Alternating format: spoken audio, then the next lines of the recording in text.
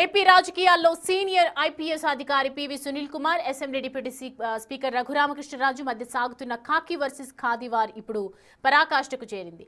గత ప్రభుత్వ హయాంలో మొదలైన పివి సునీల్ కుమార్, రఘురామకృష్ణరాజు మధ్య విభేదాలు ఇప్పుడు సరికొత్త మలుపు తిరిగాయి.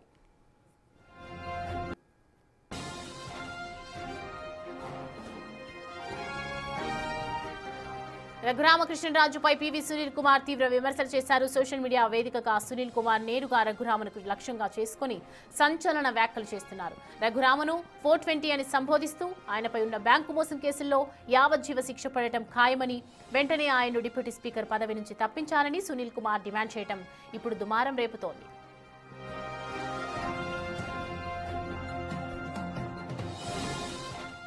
సునీల్ కుమార్ వ్యాఖ్యలపై రఘురామకృష్ణరాజు తీవ్రంగా స్పందించారు. సునీల్ కుమార్ పై రఘురామకృష్ణరాజు డీజీపీకి ఫిర్యాదు చేశారు. తనపై సోషల్ మీడియా వేదికగా నిరాధారమైన ఆరోపణలు చేస్తూ వ్యక్తిగత ప్రతిష్టకు భంగం కలిగిస్తున్న పివి సునీల్ కుమార్ ను సర్వీస్ నుంచి డిస్మిస్ చేయాలని డీజీపీ హరీష్ గుప్తాకు లేఖ రాశారు. బాధితాయుతమైన పోలీస్ అధికారి అయ్యుండి రాజ్యాంగబద్ధమైన పదవిలో ఉన్న వ్యక్తిపై బహిరంగంగా విమర్శలు చేయడం తీవ్రమైన నేరమని ఫిర్యాదులో పేర్కొన్నారు. తనపై చేస్తున్న ఆరోపణలన్నీ అవాస్తవాలని, సునీల్ కుమార్ రెడ్డి బుక్ సభ్యుడిలా వ్యవహరిస్తున్నారని ఆయన ఆరోపించారు.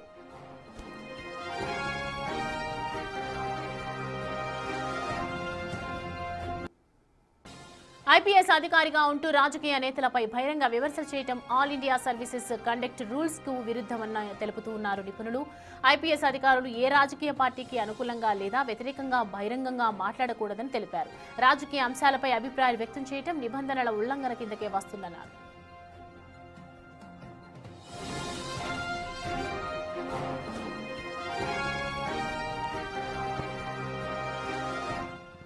ఈ అంశానికి సంబంధించి పూర్తి డీటెయిల్స్ అడిగి తెలుసుకుందాం. ప్రదేశ్ శివ మనకి అందుబాటులో ఉన్నారు.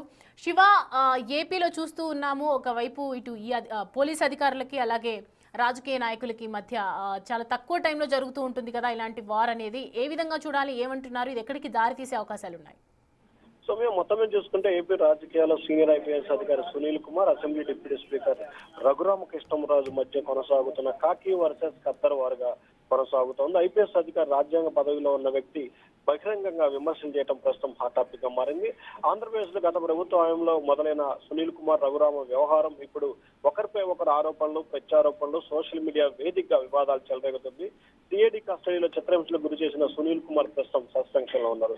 అయితే సోషల్ మీడియా వేదిక సునీల్ కుమార్ రఘురామకృష్ణరాజును టార్గెట్ చేసుకుని ఇష్టానుసారంగా వ్యాఖ్యలు చేస్తున్న పరిస్థితి కనిపిస్తా ఉంది. రఘురామకృష్ణరాజుని 420 అని సంబోధిస్తూ కూడా ఆయన కీలకమైన వ్యాఖ్యలు చేశారు. అయితే సునీల్ కుమార్ వ్యాఖ్యలపై కూడా రఘురామకృష్ణరాజు అదే స్థాయిలో రియాక్ట్ అయిన పరిస్థితి కనిపిస్తా ఉంది.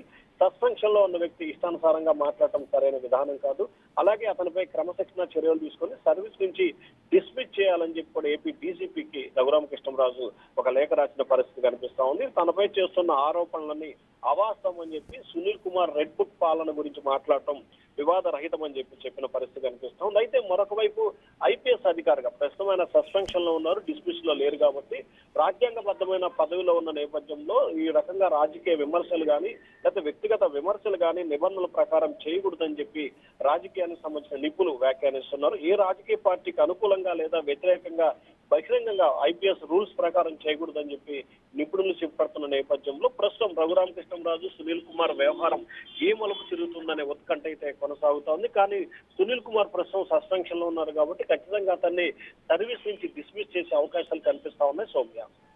Right Shiva, thanks for the updates.